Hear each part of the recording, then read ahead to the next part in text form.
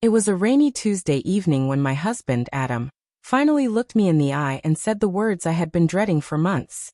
I don't love you anymore.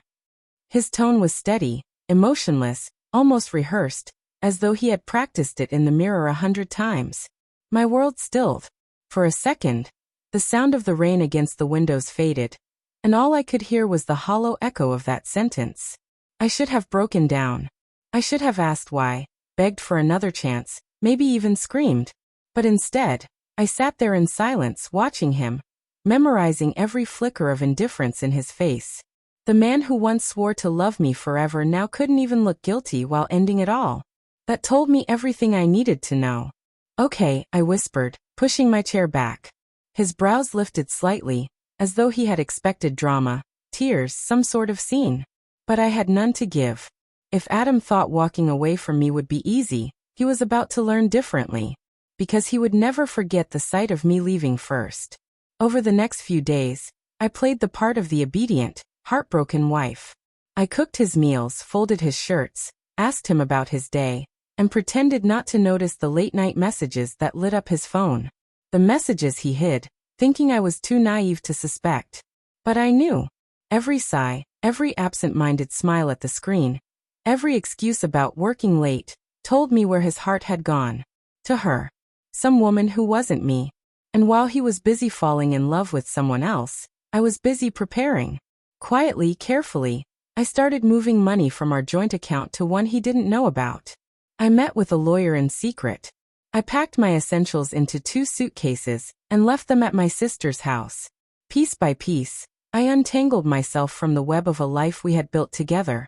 By the time Adam finally sat me down, ready to drop the rest of his confession, I was already 3 steps ahead of him. I don't want to hurt you, he said that Friday night, his voice dripping with false sympathy. But I found someone else. I want to be with her. I want a new life. I looked at him steadily, my heart strangely calm. Then you should take it. His face flickered with confusion.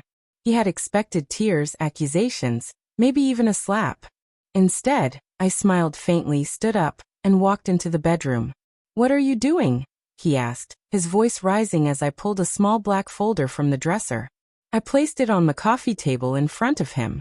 Inside were divorce papers. Already signed on my end. Already prepared. Already binding. I knew, I said softly. I've known for a long time. And while you were busy planning your escape, Adam, I was planning mine.